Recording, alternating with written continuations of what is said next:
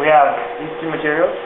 This is the PTCDA, and this is copper PC, otherwise known as the blue and the red. And so we measure out 5 milligrams of those into this tungsten boat, and this is just a conducting piece of metal that has a high melting point.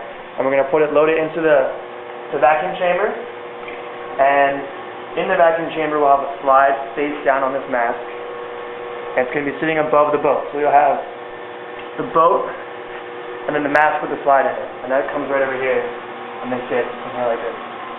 And then all we do is we just bring the belt jar down, pump it down to about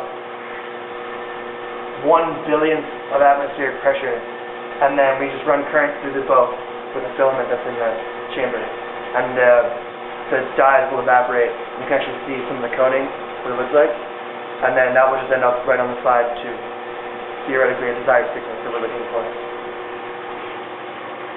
And then, do you want to talk about the witness slide? During each deposition we take, I'm not sure if we have a clean slide over here. Here's some examples. Yeah. So we take these slides and basically we rest the mask on them. So we can use these to measure the thicknesses of the films that we're depositing without wrecking the actual slide that we're going to use. A variety of these are shown right here. And so basically it's pretty clear that the thin film on this is thicker than the thin film there. And so we take these and we bring them into the other room and we shine a light, and the light passes through there, and then we use a spectrometer to measure the intensity of the light that comes through these films. And then using that we can use just a simple equation that's going to tell us exactly how thick the thin films are.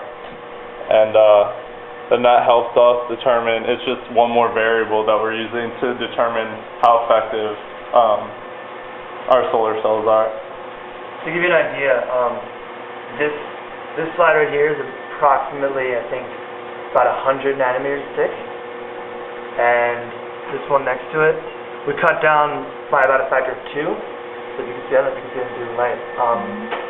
You can kind of tell just by eye just what we're shooting for. So we're going to be shooting for a thickness of about this. Right.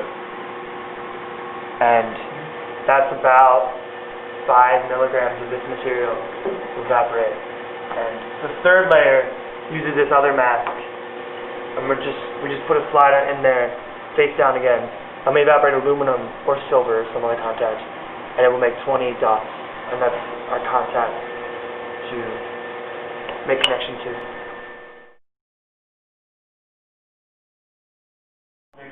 Actually in here. So this is the setup that we use to actually test the solar cell. So basically what we do is we have the finished solar cell here at on this aluminum stand basically, and we shine a light. It hits a mirror and bounces up through the solar cell, and we take IV curves on the aluminum dots or on whatever metal we use for different light intensities, and so we can tell how well the solar cell is working.